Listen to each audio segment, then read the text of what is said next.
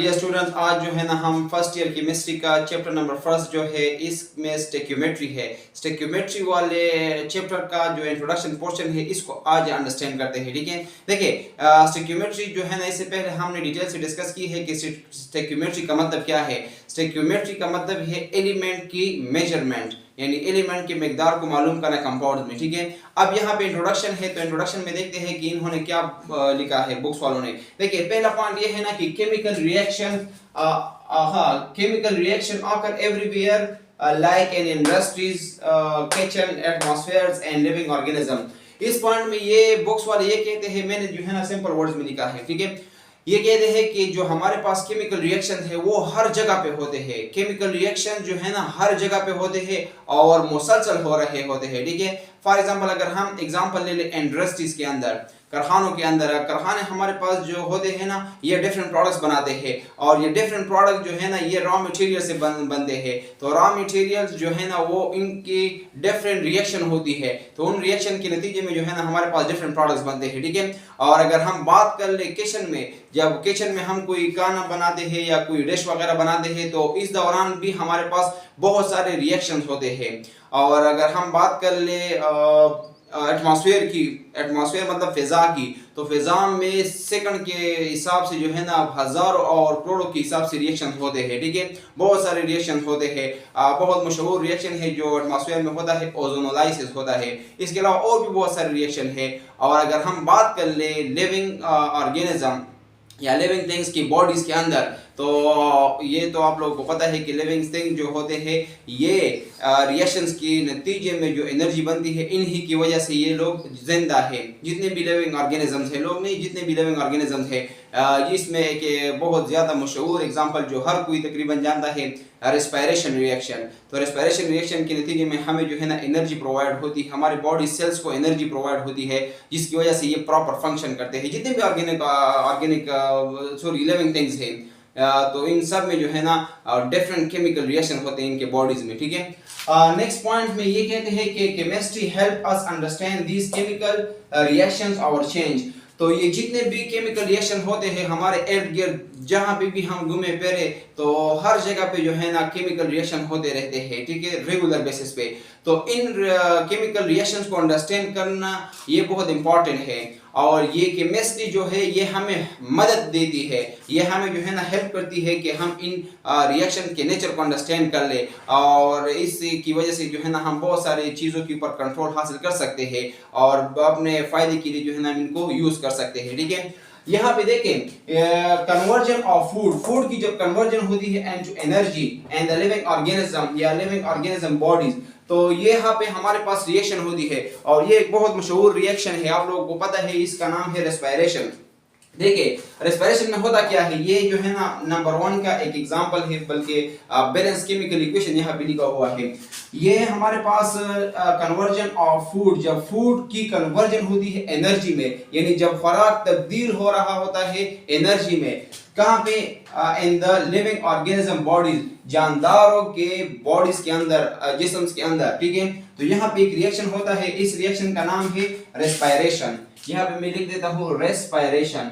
और रेस्पिरेशन में क्या होता है, देखिए रेस्पिरेशन बहुत इंटरेस्टिंग रिएक्शन है और इसी की वजह से जो है ना शायद हम जिंदा हैं। ठीक है, क्योंकि इसके नतीजे में जो है ना एनर्जी जनरेट होती है, बॉडीज के जितने भी ऑर्गन है, सेल्स है, इनको एनर्जी प्रोवाइड होती है। ठीक है, देखिए ये इसमें ये होता है कि हमारे पास ग्लूकोज मॉलिक्यूल जो हम खुराक खाते हैं इससे हमें जो है ना ग्लूकोज मिलती है। ठीक है, हमारे बॉडीज को, और इसी ग्लूकोज से हम डायरेक्ट एनर्जी हासिल नहीं कर सकते। इस ग्लूकोज से एनर्जी हासिल करने के लिए ऑक्सीजन की जरूरत होती है जो हम एटमॉस्फेयर से इनहेल करते हैं। ठीक है, माहौल में ऑक्सीजन मौजूद होता है ना, और हम कहते हैं कि हम ऑक्सीजन इनहेल करते हैं और कार्बन डाइऑक्साइड को एक्सहेल करते हैं, निकालते हैं। ठीक है, तो ये वही ऑक्सीजन है, इस ग्लूकोज के साथ जो है ना ये बॉडी में जब एंटर होता है तो ग्लूकोज के साथ मिलता है और ये एक रिएक्शन परफॉर्म करता है। इस रिएक्शन का नाम है रेस्पिरेशन। ठीक है, रेस्पिरेशन रिएक्शन या रेस्पिरेशन। और इसके नतीजे में हमारे पास 3 चीजें बनती है। एक कार्बन डाइऑक्साइड बनता है, 6 मॉलिक्यूल कार्बन डाइऑक्साइड के, और वाटर के भी 6 मॉलिक्यूल बनते हैं। तो कार्बन डाइऑक्साइड को हम तो एक्सहेल करते हैं, निकालते हैं। ठीक है, एटमॉस्फेयर की तरफ, और ये फिर प्लांट्स यूज करते हैं फोटोसिंथेसिस प्रोसेस में। और ये वाटर जो है ये हमारे बॉडी में यूज भी हो सकते हैं और वाटर वेपर के शक्ल में जो है ना बाहर भी निकल सकते हैं। ठीक है, और सबसे इंपॉर्टेंट चीज़ ये है एनर्जी। तो रेस्पिरेशन के नतीजे में जो है ना हमारे बॉडीज ऑर्गन को या सेल्स को जो है ना एनर्जी प्रोवाइड होती है या एनर्जी मिलती है, जिसकी वजह से ये अपने प्रॉपर फंक्शन परफॉर्म करते हैं। तो ये हमारे पास एक इम्पॉर्टेंट है केमिकल रिएक्शंस की। अगर हम इसको अंडरस्टैंड कर ले तो हम जो है ना अपने लिए बहुत से ज़्यादा आसानियाँ पैदा कर सकते हैं, और इसको अंडरस्टैंड करने में केमिस्ट्री जो है ना हमें हेल्प करती है। ठीक है, यहाँ पे देखिए, इसके अलावा हमारे पास जो पॉइंट नंबर 2 है, इसमें है कि फॉर्मेशन ऑफ अमोनिया।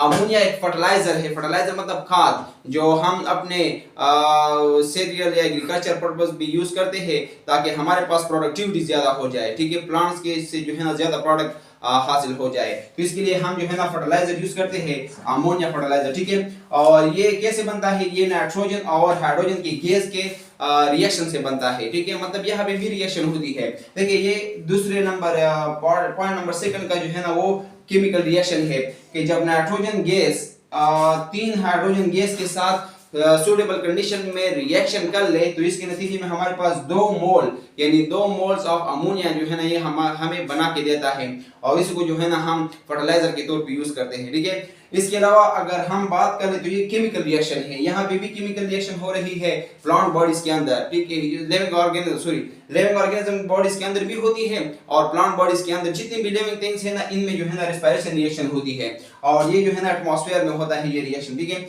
जब हम अमोनिया बनाते हैं इंडस्ट्रीज वगैरह में, ये इंडस्ट्रीज में जो है ना ये रिएक्शन होते हैं।